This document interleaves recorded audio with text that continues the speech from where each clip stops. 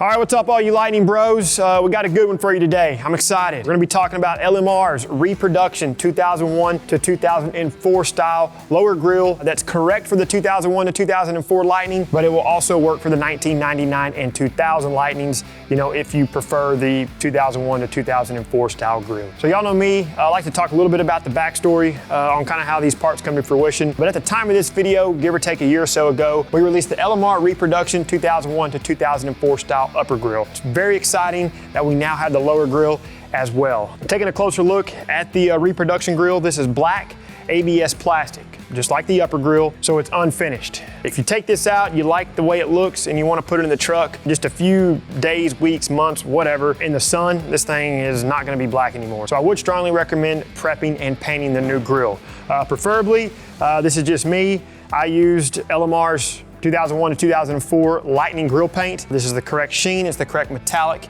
and it's the correct color. As far as how many cans you're going to need for each grill, think of it as 1 can per grill. So 1 can for the upper grill, 1 can for the lower grill, and that's the way we sell it on the site. 2 cans of paint and 1 can of adhesion promoter. Now speaking of the sand-free adhesion promoter, what this does to ABS plastic is when you spray it on medium wet, per the instructions, it temporarily softens the surface of the plastic. What it does is it's going to allow your top coat to absorb better into the surface, because whenever the sand-free flashes, it pulls the top coat into the surface. Just make sure you pay attention to the instructions, and we're going to touch base on the paint process here in just a moment. So now that we have the paint out of the way, by the way, this is separate. You'll have to purchase this separate from your grill, but with the grill, you're also going to get 9 retaining screws. These are very close to the original screw. It's a 7mm wrenching size with a floating washer. It's also the correct diameter and the correct length. Just be mindful when you're tightening this stuff down. You just want to go kind of until that floating washer starts to snug up, and you'll feel it there, you know, in your wrench of when you know that it's tight enough. So as always, we'll leave a list of tools, stuff like that down in the description. And if you want to check out the upper grill video, I'll link that one in the description as well. So enough of me babbling.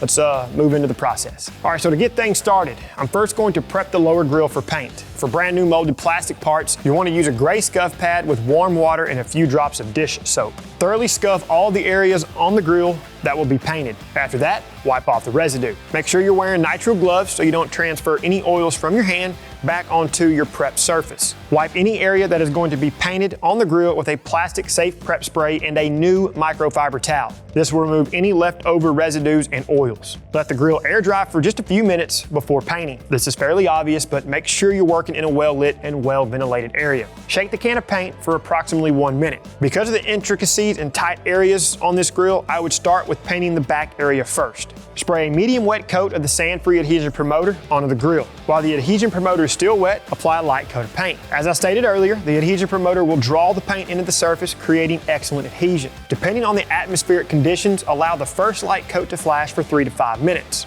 After that, you can apply a medium wet coat and allow 3 to 5 minutes for this to flash. Apply a second coat and allow the same flash time. Now you want to stand the grill up and then dust some paint into the small vertical sections on the grill. Flip it 180 degrees and do the same thing from this direction. Inspect the coverage and apply additional paint to the areas that need attention. If you feel good about what you have, go ahead and flip the grill to the front side. Carefully apply the sand-free adhesion promoter to the unpainted area on the front grill. Follow the same routine that we've been doing until you're happy with the results. I would let the paint fully cure for about 24 hours before installing it. Now we can remove the existing grill and install the new one. Go ahead and safely support the front of the truck. If the lower air deflector is installed, either fully remove it from the truck or just remove it from the front bumper and then carefully swing it out of your way. If you have an aftermarket heat exchanger like I do, you'll need to remove the retaining hardware and position it out of the way because of the physical size. If you have a factory heat exchanger, you can kind of work your hand up in there, remove all your screws out with a little bit of working room that you do have. Remove all 9 of the screws securing the lower grill. Whenever you go to remove the last one, hold the grill with your free hand so it doesn't just fall out. If it's dirty, clean up the front bumper that was covered by the grill. Take one of the provided screws and thread the holes on the new grill. You don't have to run these down all the way. I'll always leave a gap between the floating washer and the top area of the hole that is roughly the same thickness as the bumper. Now you can position the grill into place and align the 2 lower tabs on the grill with the slots in the bumper. Hold the grill with one hand and install one of the screws. All you have to do is just loosely tighten the first one. Go ahead and install the other screws and then run all of them down until they're snug. Whatever you do, like I mentioned earlier, don't over tighten these because if you do, you'll pull the screw out and strip the hole. Reinstall the heat exchanger if you removed it, and reposition the lower air deflector. Get the truck on the ground, and you're good to go. All right, folks, so wrapping things up here. Man, I'm pretty excited today. I love this stuff. I'm so thankful now that we have the Reproduction 2001 to 2004 style lower grill to match the Reproduction 2001 to 2004 style upper grill. This is a great piece. Go ahead and get you one, as well as our 2001 to 2004 Lightning grill paint. We're gonna sign off for the day. If you find value in what we do, guys, like the video, subscribe to our channel, and turn on notifications. That way you're notified every time we release something new. And then till we catch you in the next one, y'all know what to do for all things second gen Lightning. Keep it right here with the real enthusiasts, LMR.com.